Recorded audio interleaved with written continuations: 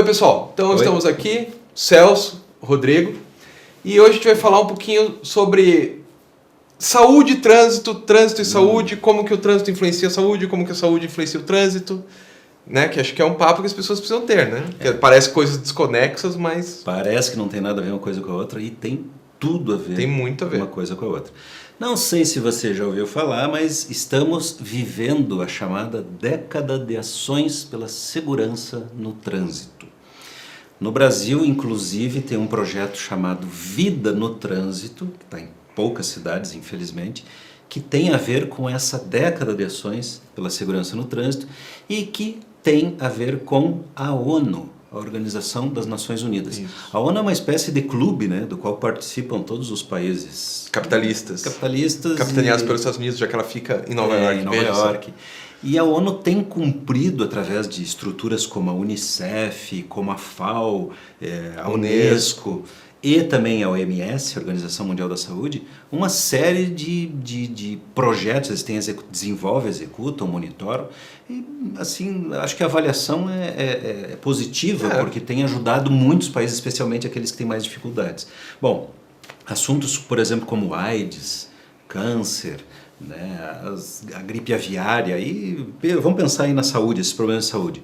São, obviamente, como é de se imaginar, questões tratadas pela OMS, Organização Mundial da Saúde. Bom, você há de imaginar que lá tem especialistas, cientistas, um monte de médicos e do mundo inteiro, né, já que é da ONU, e é bem isso mesmo.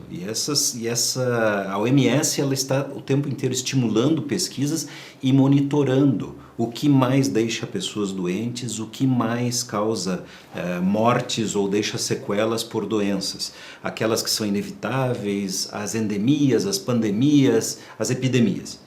Bom, o que as pessoas não sabem é que acidente de trânsito está nesta lista.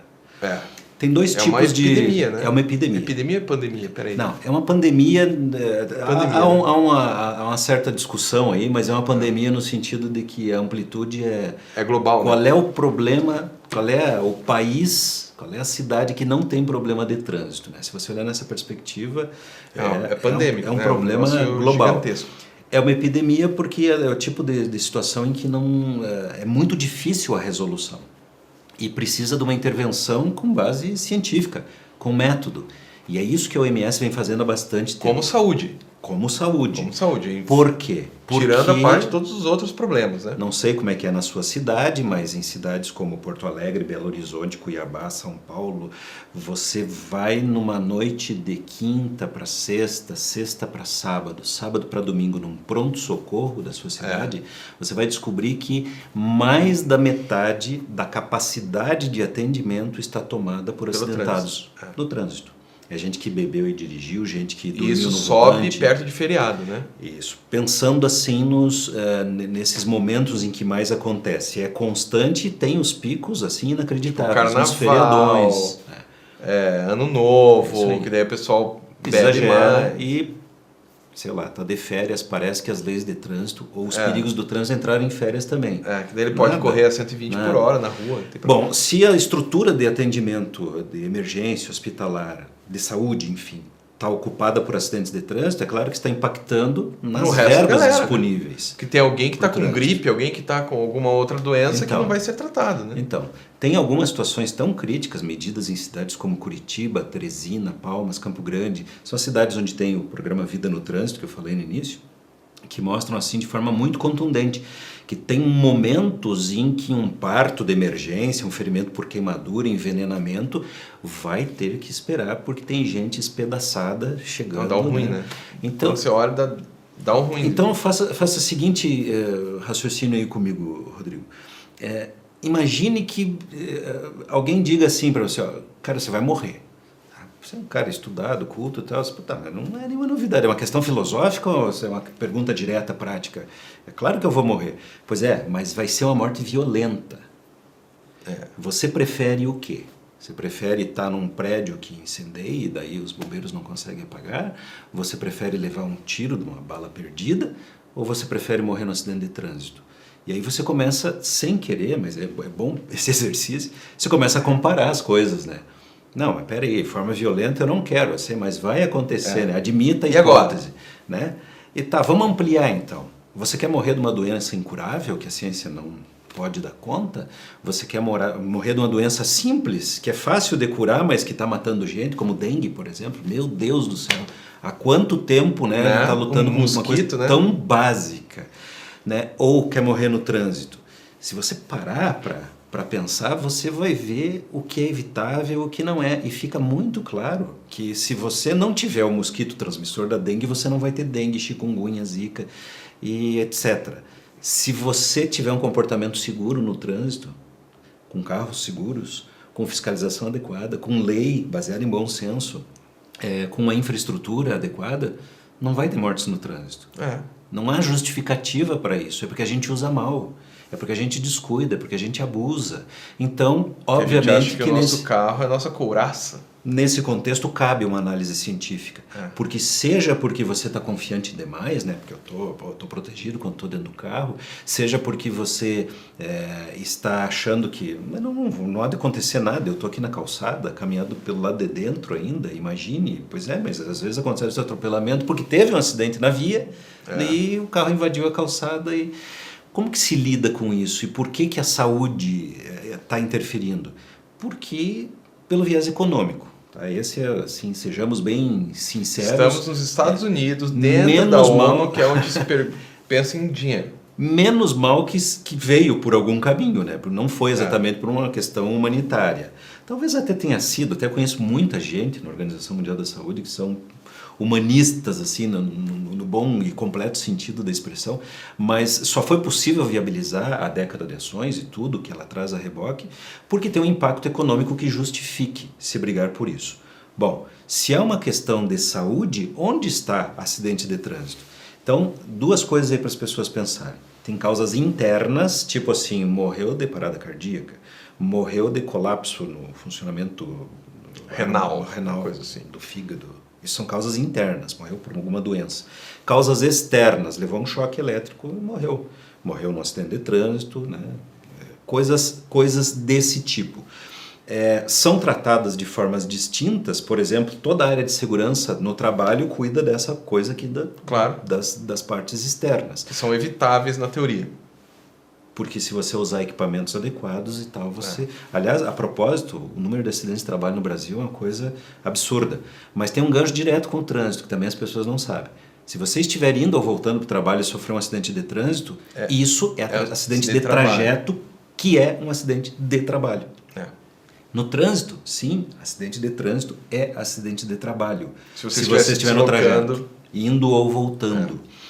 Então, esse emaranhado de interconexões, ele começa a ficar mais denso e começa a deixar mais condições da gente entender por que é uma questão de saúde. Acontece que tem um sobrepeso exagerado na estrutura de saúde que vem de algo perfeitamente evitável. Não existe acidente inevitável.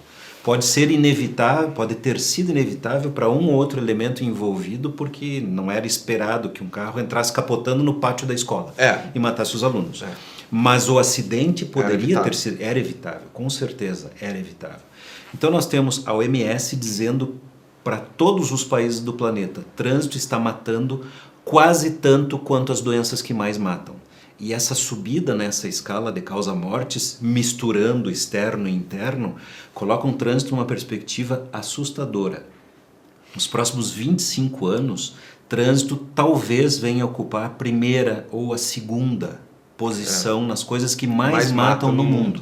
Se não fizermos nada. Não é aqui no Brasil. No geral. Então é um problema mundial. Em 2010... quando começou a década mundial, a Organização Mundial da Saúde tinha feito um levantamento e estimado, porque tem esse problema de coleta de dados e tal, tinha estimado 1.200.000 pessoas que haviam morrido no trânsito naquele último ano, entre 2009 e 2010. Hoje estima-se que isso já está perto de 1,4 milhões, porque está piorando. O que é a década de ações? Eles escolheram 10 países, adivinha, os 10 com trânsito mais violento. Claro que estávamos lá na quinta posição. Já evoluímos para a quarta posição. Involuímos, né? Nós ficamos pior, nós, Brasil. Nós hoje somos o quarto país que mais mata no trânsito, mais violento. Eles escolheram esses 10 países e entregaram uma metodologia chamada Road Safety in 10 Countries, né? Trânsito seguro Em 10 em países. 10 países. No Brasil ganhou o nome de Vida no Trânsito, que é um conjunto de metodologias científicas. Eu participei disso, Rodrigo, em Curitiba, assim, de tirar da gaveta e pôr na prática, lá em 2012. Eu posso dizer com toda tranquilidade, afirmar para vocês, funciona. É um método prático, simples, eficaz.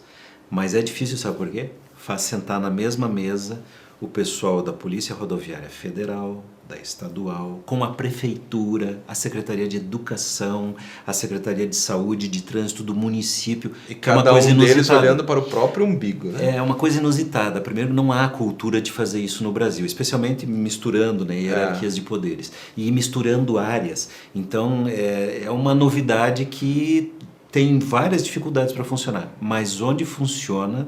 E nesse ano de 2006, até quando gravamos esse programa, o que nós sabíamos é o seguinte: o Brasil vai mal na sua década de ações.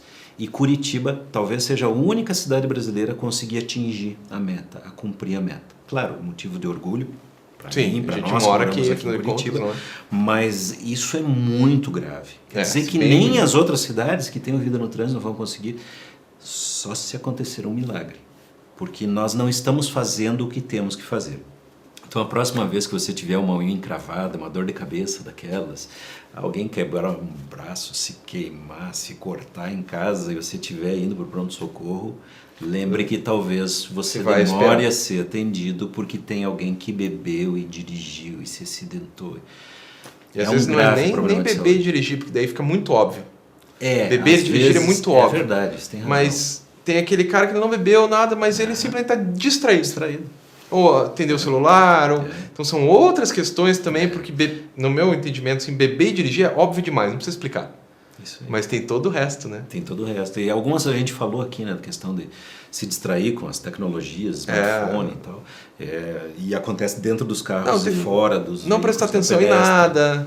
Tem o esquema de você estar pensando mesmo em outra coisa. Às vezes não tem nada por perto, mas se concentre no trânsito. Tem o esquema de você achar que teu carro não está correndo muito a 140. Tem o esquema de você não enxergar onde está o final. Tem o esquema de passar o sinal vermelho. É um monte de coisa, né? E essa mentalidade do não dá nada, né? E você se distrai, daqui a pouco você está pensando e o carro não vai sozinho, depende do comando, né? E quem que fica dirigindo quando você se distrai? Vendo a timeline lá do Facebook. É você que tinha que estar dirigindo. Bom, esse e outros assuntos, né, tem aqui no Nós do Trânsito e tem no Portal do Trânsito a rodo. Divirta-se. É verdade. E participe, né? Comente aí embaixo, né? Diga o que você pensa. Sugira novas pautas, né? As nossas pautas sempre aparecem, mas, se você sugerir vai ficar tão mais legal. Então é isso, pessoal. Até mais. Até a próxima.